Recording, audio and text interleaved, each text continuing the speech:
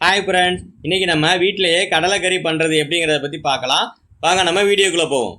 தேவையான பொருட்கள்: 1 டம்ளர் பச்சரிசி, அதே டம்ளரால் 1/4 டம்ளர் புழுங்கலரிசி, அதே டம்ளரால் 1/4 டம்ளர் உளுந்து, 1 ஸ்பூன் வெந்தயம்.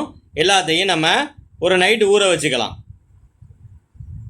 இப்போ மாவு அரைக்கிறதுக்கு நைட்டு ஊறின அரிசியை மிக்ஸி ஜாரில் சேர்த்துட்டு தண்ணி விடாமல் கொஞ்சம் ஓட்டிட்டு அப்புறமா தண்ணி சேர்த்து ஓட்ட வச்சுக்கலாம். இப்போ மாவு இந்த மாதிரி தண்ணி பதத்துக்கு இருக்கணும். இது கூட நம்ம கொஞ்சம் உப்பு சேர்த்து கரைச்சிக்கலாம்.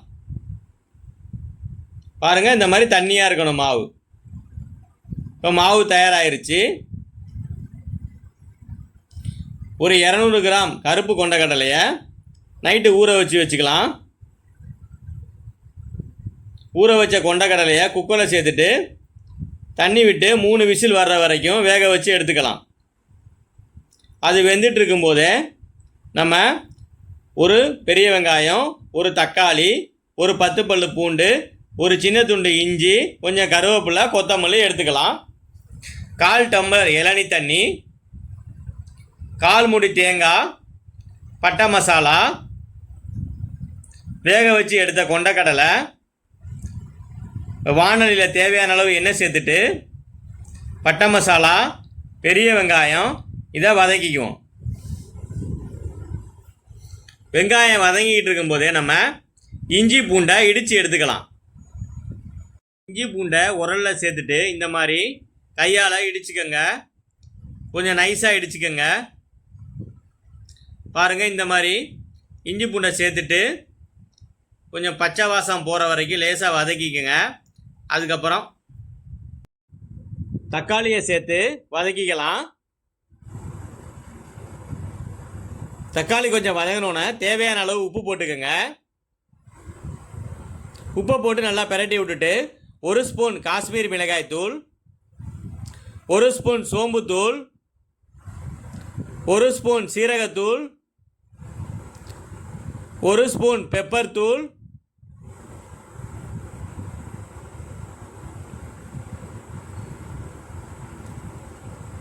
1/4 ஸ்பூன் மஞ்சள் தூள், இதையெல்லாம் சேர்த்துட்டு நல்லா பிரட்டிக்கலாம்.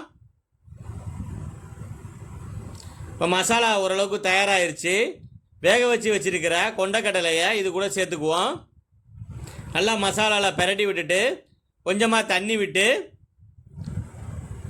மூடி போட்டு ஒரு 2 நிமிஷம் கொதிக்க விடலாம். இந்த டைமில் நம்ம நறுக்கி வச்சுருக்கிற தேங்காயை அரைச்சி எடுத்துக்கலாம். தேங்காய் அரைச்சி வந்துருச்சு. இதை மசாலா கூட சேர்த்துக்குவோம். மசாலா நல்லா கிண்டி விட்டுட்டு மூடி போட்டு ஒரு 2 நிமிஷம் மறுபடியும் வேக வச்சுருவோம்.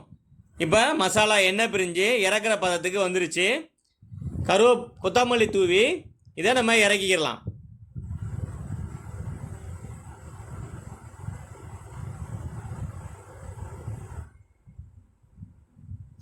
மாவில் நம்ம அரைச்சி வச்சுருக்கிற தேங்காயை சேர்த்துக்குவோம். 1/4 டம்ளர் இளநீ தண்ணி எடுத்து வச்சுருக்கோம், அதையும் அது கூட சேர்த்துக்குவோம். இப்போ நல்லா மாவை கரைச்சி விட்டுக்கலாம். இந்த மாதிரி தண்ணி பதத்துக்கு மாவு வரணும். அடுப்பில் ஆப்பச்சட்டியை வச்சுட்டு மாவு எடுத்து நம்ம கொஞ்சமாக ஊற்றி பாருங்கள். அவங்க எப்படி பண்ணுறாங்களோ அதே மாதிரி பண்ணுங்கள்.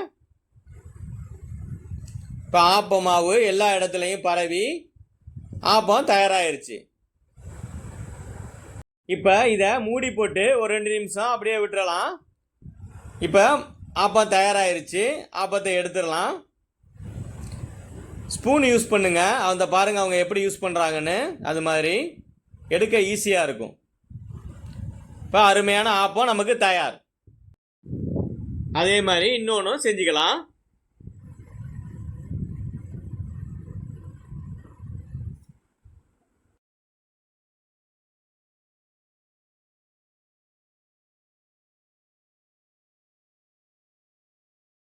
இப்போ ஆப்பம் தயாராகிருச்சு. அதை நம்ம எடுத்து வச்சுருவோம்.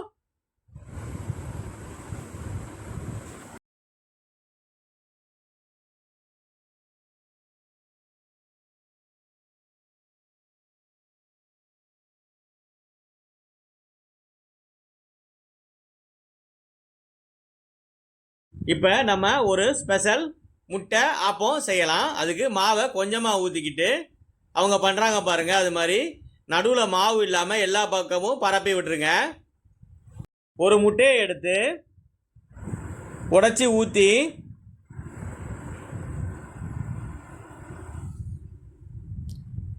பாருங்க, அவங்க பண்ணுற மாதிரியே நீங்களும் பண்ணுங்க. கடைசியாக மஞ்சள் கரு நடுவில் வந்துடணும். இந்த மாதிரி மேலே லேசாக பெப்பர் தூள், கொஞ்சம் உப்பு சேர்த்துட்டு மூடி போட்டு வச்சிருங்க. 2 நிமிஷத்தில் நமக்கு முட்டை ஆப்பம் அருமையாக தயாராகிருச்சு. தேங்காய் பால் கடலைக்கறி ஆப்பம் தயார். நீங்களும் நம்ம சேனலை சப்ஸ்கிரைப் பண்ணுங்கள், ஷேர் பண்ணுங்கள், கமெண்ட் பண்ணுங்கள், லைக் பண்ணுங்கள். நன்றி ஃப்ரெண்ட்ஸ்.